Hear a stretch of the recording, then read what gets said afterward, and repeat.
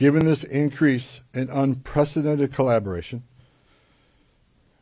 and as a result of the need for less law enforcement officers to do this work in a safer environment, I have announced effective immediately we will draw down 700 people effective today. 700 law enforcement personnel.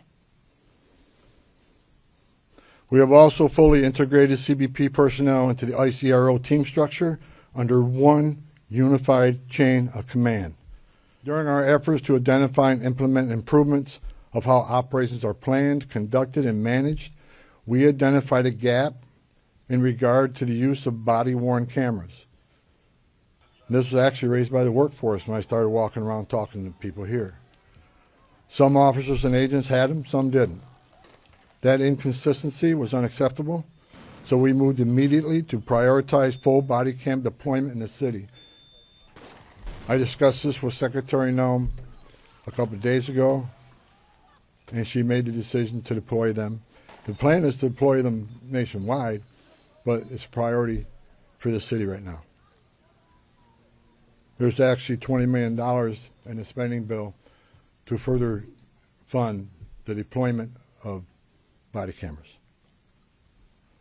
The President is supportive of this decision because we have nothing to hide. We want to be fully transparent in what we do. The American people seek and deserve professional and trustworthy law enforcement, and I and the President expect that any misconduct will not be tolerated.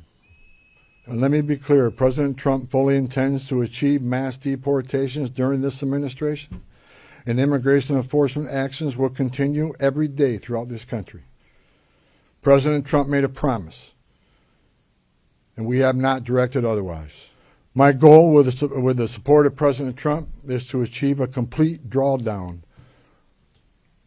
and end this surge as soon as we can. But that is largely contingent upon the end of the illegal and threatening activities against ICE and its federal partners that we're seeing in the community. As part of the surge operation here, numerous criminal aliens have already been arrested. 139 assault convictions, 87 sex offenses, 28 gang members have been arrested, just to name a few. We're taking a lot of bad people off the street. Everybody should be grateful to that. Who in their right mind would want these dangerous criminals walking around their communities? Everyone has a constitutional right to peacefully protest. President Trump and I, we completely support that.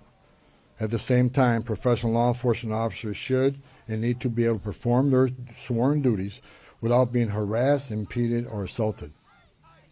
Additionally, I've been saying this for almost a year now. Hateful, extreme rhetoric against ICE personnel is completely unacceptable. Please stop.